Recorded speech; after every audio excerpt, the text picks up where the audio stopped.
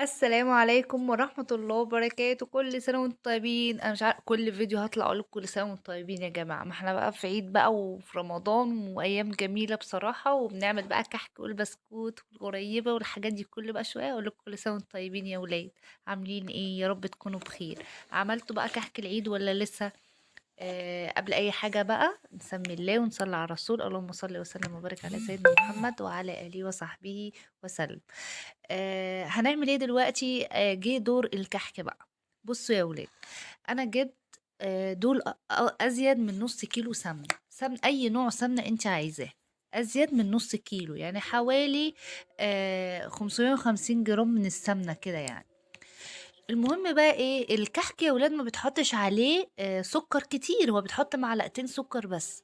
أنا تقريبًا بقى من الصيام بقى كنت مهنّجة خالص، وبصراحة الأسبوع الأخير بتاع رمضان ده بابقى كل يوم باعمل حاجة في الشقة وكده، فبابقى بجد تعبانة أوي ومُرهقة جدًا.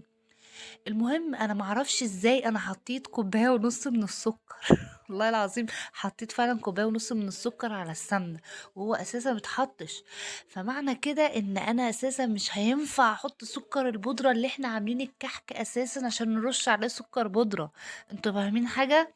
المهم لإنه هو دلوقتي يعتبر كده مسكّر، فإحنا ما بنحطش عليه سُكّر علشان نرُش عليه سُكّر بودرة في الآخر، ولسه هنحشيه ملبن وهنحشيه عجوة، وبُصّوا يعني سبحان الله يعني كُلّه سُكّريات. المهم أنا بقى زي ما حطيت كوباية ونُص من السكر البودرة لازم إيه، في الآخر ما أحطش سكر بودرة أرُش عليه، عشان ما يبقاش مسكر زيادة عن اللزوم. بس أقول لكم حاجة أقسم بالله طعمه قمر، طعمه طلع حلو أوي رغم إن الكوباية ونُص من السكر دي.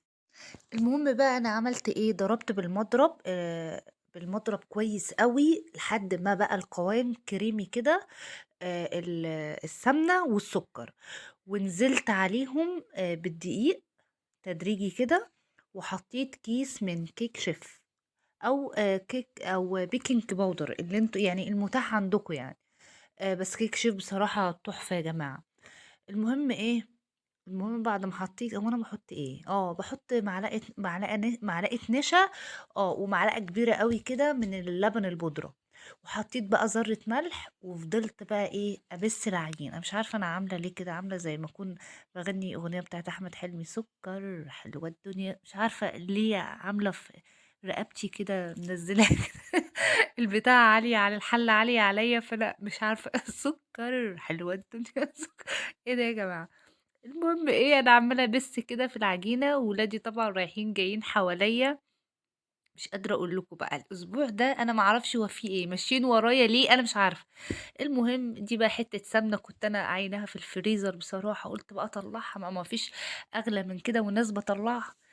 المهم السمنة دي كانت بلدي وأنا سيّحتها أول مرّة في حياتي كنت أسيّح زبدة بصراحة، سيّحتها بقى وديّة اللي طلعت منها. العجوة ديّة بقى إيه، حطيت عليها كده حتّة سمنة وعجنتها زي ما أنتم شايفين، وقُلت لكارما ومازن يالّا روحوا بقى إيه اقعدوا كوّروها اعملوا لي كور صغنطوطة كده. رُحت لقيتهم عاملين عجايب، أكِن عاملين كورة هيلعبوا بيها في الشارع، كور هيلعبوا تنّتني بقى أراجع وراهم تاني.